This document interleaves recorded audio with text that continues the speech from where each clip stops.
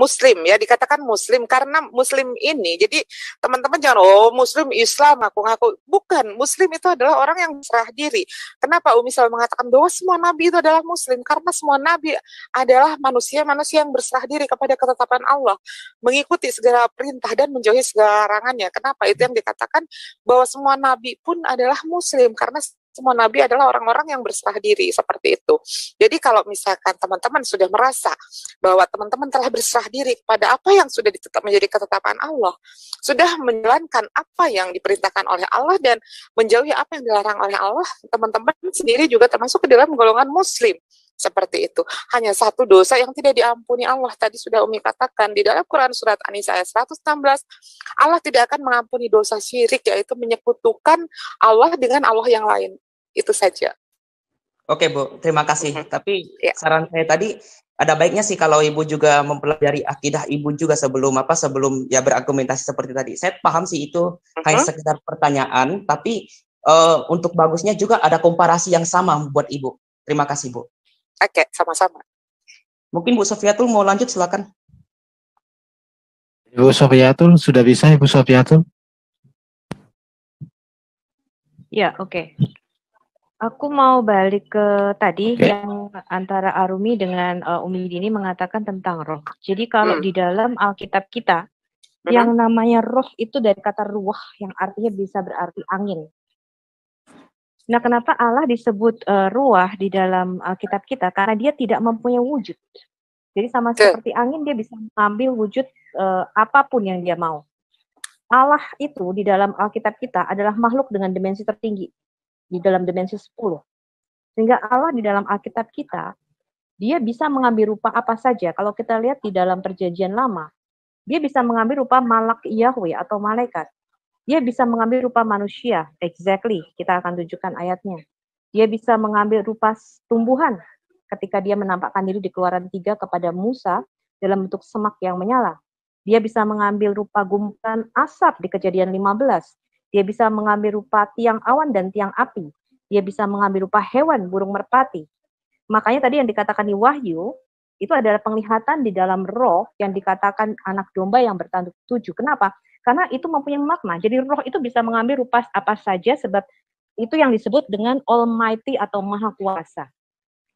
Sekarang saya mau bicara mengenai simple. Tadi sudah ditegaskan bahwa perbedaan antara teologi Islam dengan Kristen atau di dalam Alkitab, bahwa di dalam Alkitab kita Allah itu mempunyai roh. Roh itu artinya hayat ilahi atau nafas ilahi. Di dalam Alkitab kita disebutkan the breath of God, hembusan nafas. Mazmur 33 ayat 6 dikatakan, tadi Umi Dini sempat mengutip bahwa segala sesuatu diciptakan melalui firman. Bukan hanya firman, di dalam Alkitab kita segala sesuatu itu diciptakan melalui firman dan hembusan nafas Allah atau roh Allah. Ya, itu Mazmur 33 ayat 6. Jadi Tuhan menciptakan itu dengan dua, kalau boleh dibilang adalah dengan dua atributnya, ya, dengan firman-Nya dan dengan rohnya, itu jelas di dalam Alkitab kita.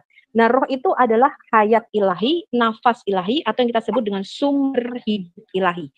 Nah, apa yang membedakan, kalau suatu benda itu tanpa roh, arti dia benda mati. Nah, ini yang kemarin kita bahas waktu itu dengan Rob Christian, ya, di dalam ayat-ayat di Al-Quran, bahwa kata ganti yang digunakan untuk Allah adalah ma, yang artinya it, ya, benda sesuatu, bukan man. Jadi kalau man itu adalah sesuatu living one, sesuatu yang hidup. Nah, maka kata ganti yang digunakan harusnya man. Kalau Allah itu merupakan sesuatu yang hidup, ya, tapi ternyata kata gantinya adalah ma.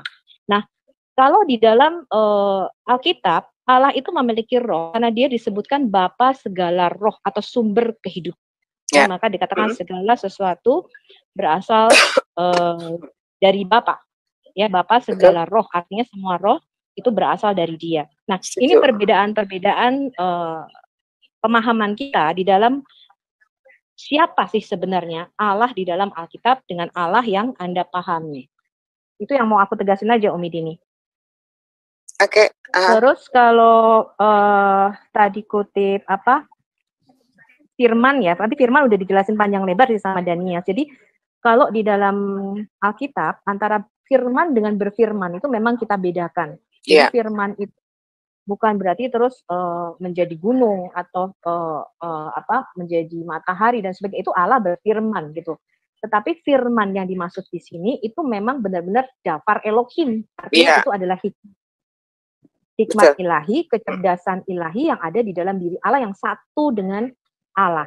Nah, itu di dalam Alkitab kita itu mewujud seperti yang dikatakan di Kejadian 3 ayat 8, di mana sang firman itu berjalan di dalam taman di Eden. Jadi sang firman ketika mereka mendengar firman Allah, suara Allah, itu dalam wujud, dia bisa melangkah ya dalam rupa manusia di taman di Eden. Kemudian aku kasih 2 contoh lagi, Kejadian 15 ayat 1, di mana datanglah firman Tuhan, dafar Elohim itu kepada Abraham dalam rupa suatu penglihatan. Ya, dalam penglihatan dan dia bisa menggandeng Abraham ini keluar. Kemudian yang terakhir saya kasih referensi 1 Samuel 3 ayat 21, ya, di mana dalam suatu penglihatan Tuhan menampakkan diri kepada Samuel lewat perantaraan firman-Nya. Jadi yang namanya dafar. Selamat malam. Kenapa? Iya, Pak. Telepon. Halo? Itu Bang Erben lagi terima telepon. Ya, lanjut Bu Sofi. Iya, jadi seperti itu Umi Dini. Jadi itulah perbedaan pemahaman mengenai firman dengan berfirman di dalam kekristenan yang kita pahami. Nah, silakan boleh dilanjutkan. Oke, terima kasih ya Bu Sofi ya. Jadi begini, tadi Umi sudah mengatakan Umi tidak mengatakan apa yang dikatakan Bu Sofi. Bahkan Umi mengatakan semua makhluk yang ada di muka bumi ini adalah berawal dari firman, berawal dari dafar, begitu kan? Sama seperti apa yang Bu Sofi barusan katakan, bahwa yang benda mati itu adalah itu tidak bernyawa, tidak hidup ya. Tapi yang Umi sebutkan adalah bahwa semua makhluk yang, kalau Umi bicara semua makhluk artinya adalah yang hidup di muka bumi ini berawal dari firman. Jadi bukan hanya Yesus yang berawal dari firman. Di dalam Al-Qur'an dikatakan kun fayakun. Jika Allah sudah berfirman, sudah berkata, maka akan terjadilah seperti itu. Kemudian tadi mengenai Allah dapat berwujud seperti ciptaan begitu. Ini akan Umi ini juga bantah juga dengan ayat-ayat dari kitab sendiri ya. Di dalam Keluaran pasal 9 ayat 14. Sebab sekali ini aku akan melepaskan segala tulahku terhadap engkau sendiri, terhadap pegawai-pegawaimu dan terhadap rakyatmu, dengan maksud supaya engkau mengetahui bahwa tidak ada yang seperti aku di seluruh bumi ini.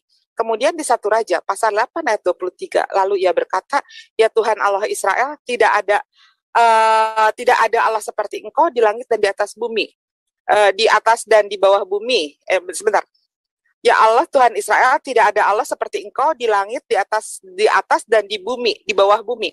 Engkau yang memelihara perjanjian, yang kasih setia kepada hamba-hambamu yang dengan segenap hatinya hidup di hadapanmu.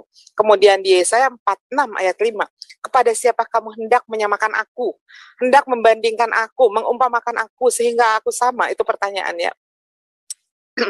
Kemudian ada juga di jangan melebar dulu. Satu lagi, kemudian di Yesaya 46 ayat 9, ingatlah hal-hal yang dahulu dari sejak purbakala, bahwasanya akulah Allah dan tidak ada yang lain, akulah Allah dan tidak ada yang seperti aku. Ini aku ambil dari kitabnya teman-teman sendiri, bahwa Allah itu tidak sama dengan ciptaannya, apalagi menyerupai wujud manusia. Begitu kan, seperti apa yang diajarkan di dalam Islam. Manusia itu tidak diperkenankan berhayal pun tidak diperkenalkan menghayal tentang seperti apa sih wujud Allah itu, tidak. Dan jadi sangat-sangat berbeda kalau di dalam ajaran teman-teman, bahwa Allah itu menyerupai wujud manusia, bahwa Allah itu menemui Musa secara nyata, begitu kan. Dan ini terbantah dari isi kitab Perjanjian Lama sendiri, bahwa di sini tadi Umi sudah bacakan ada beberapa ayat yang menyatakan bahwa Allah itu tidak sama dengan makhluk ciptaannya. Ya. Oke, silahkan. Jadi ayat-ayat di dalam Alkitab itu memang mengatakan Allah itu tidak ada yang menyerupai dia. Betul. Siapa yang mengatakan Allah itu manusia? Allah itu kan datang menyerupai wujud manusia. Allah itu. Umi Dini, jangan disela dulu ya, biarkan dulu Ibu Sofi. Ya. Oke, silakan Ibu Sofi. Makanya di dalam Alkitab kita, ya, tidak ada yang mengatakan Allah itu wujudnya harus begini-begini, nggak bisa. Kenapa? Karena dia tuh tidak punya wujud. Tadi sudah dijelaskan kenapa dia disebut ruah. Ruah itu artinya dia tidak punya wujud. Ya, jadi makanya dikatakan tadi Allah itu bisa bisa masuk di dalam dimensi yang lebih rendah, bisa menjelma menjadi makhluk dengan dimensi di bawahnya. Terus ya, kalau aku jelasin ini agak lebih ribet nih, gini. Iya. Kalau kita bicara prinsip dimensi, ya di dalam Quran Anda yang Anda sebut sebagai ruah Kodes atau malaikat Jibril, itu datang kepada Maryam dalam rupa laki-laki yang sempurna. Sebentar, Ibu Sofi jangan dulu ke Jibril, itu tentang roh Allah dulu. Tentang Allah, Umi Dini, Bang Erben sebentar, ini kan udah melenceng. Kita lagi membahas wujud Allah. Jangan, enggak. Jadi gini loh, ini Bang Edo bagaimana ini kok? Tolong diam dulu dong kalau aku lagi jelasin. Nanti kalau akan ada waktunya. Sebentar. Enggak gini, kalau Umi Dini mau menyangga ada waktunya. Ini biar gue jelasin dulu. Iya, silakan Bang Erben diam dulu juga ya. Enggak pasti dia waktu dulu. Lanjutkan Ibu Sofi, lanjutkan. Iya, lanjutkan. Nggak boleh separuh potong. Jadi yang dikatakan tidak ada yang sama seperti Allah, memang iya. Tidak ada yang sama seperti Allah, mana mungkin. Aku nggak bisa berubah jadi kucing. Aku tidak bisa mengambil wujud makhluk di bawahku. Nah, ini yang namanya prinsip dimensi. Ya, manusia sampai kapanpun tidak akan pernah bisa menjadi malaikat, apalagi menjadi Allah. Tetapi makhluk dengan dimensi di atas kita itu bisa menjelma menjadi makhluk dengan dimensi bawahnya. Ini aku udah jelasin dalam video pengajaran aku. Nah, Allah, kalau di dalam Quran Anda, malaikat Jibril saja bisa kadang-kadang menjadi Dahya Al-Kalbi. Di dalam hadis Anda, Jibril sebagai yang Anda percaya roh kudus, roh ya, itu bisa menjelma menjadi manusia laki-laki yang sempurna. Apalagi Tuhan.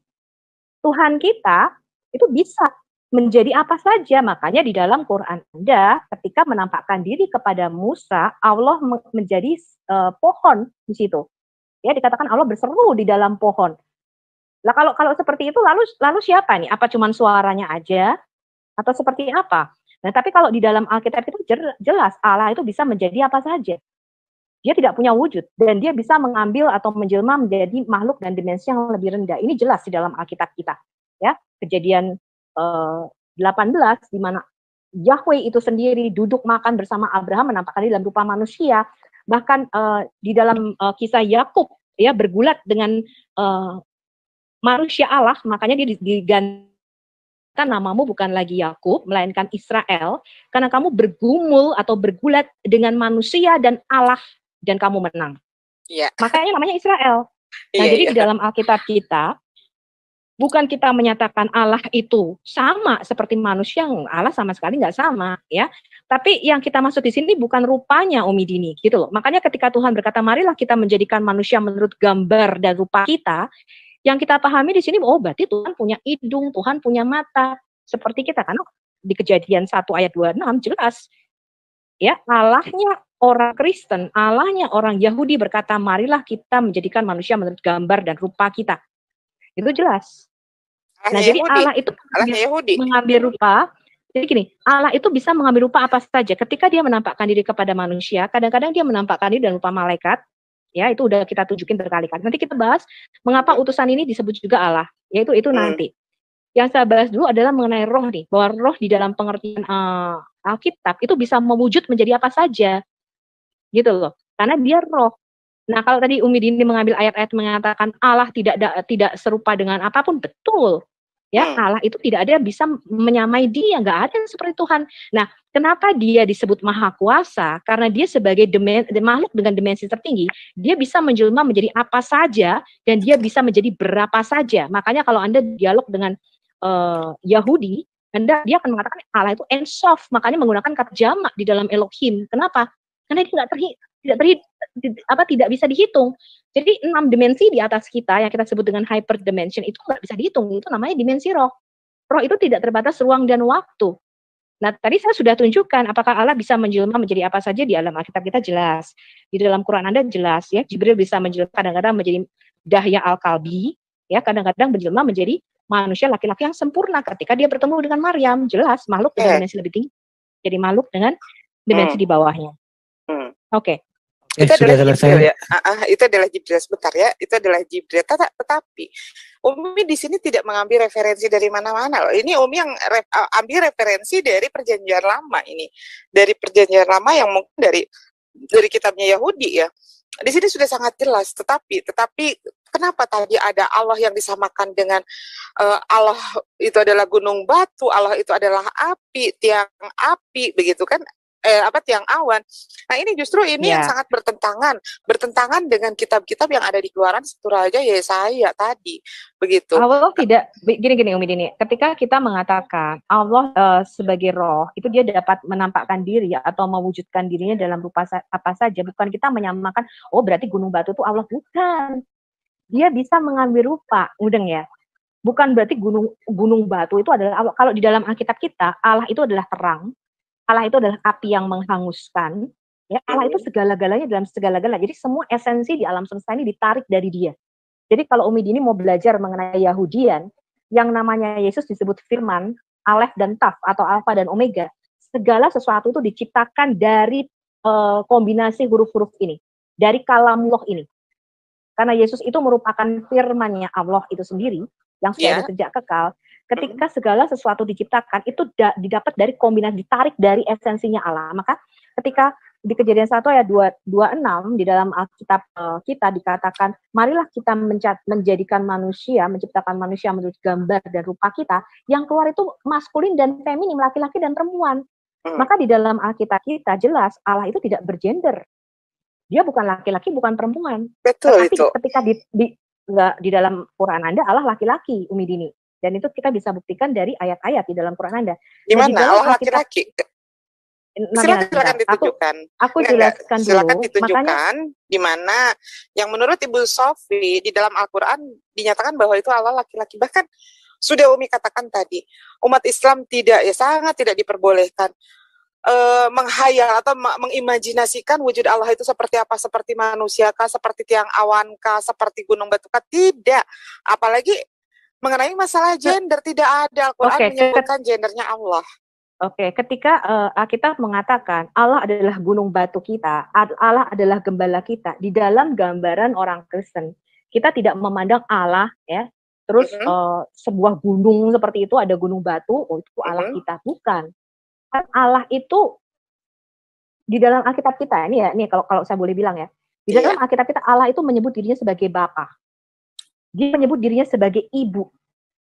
Dia menyebut dirinya sebagai kekasih kita. Dia menyebut dirinya sebagai suami kita. Dia menyebut dirinya sebagai mempelai laki-laki. Kenapa? Karena Allah itu adalah segala-galanya di dalam segala-galanya. Makanya dia berkata, ketika Musa berkata, siapa namamu di Keluaran 3? Allah berkata, aku adalah aku. Artinya, I will be what I will be. Artinya, aku akan menjadi apapun yang aku inginkan. Whatever I want, I can. Itu maksudnya. Jadi, Ehyeh asyar ehyeh atau I will be what I will be. Itu artinya aku dapat menjadi apa saja yang aku inginkan. Bukan berarti dia sama, nggak ada yang sama. Gue nggak bisa menjadi apa saja yang aku inginkan. Aku tidak maha kuasa. Nah, kemudian kalau tadi dikatakan kalau di dalam Islam ini perbedaannya ya.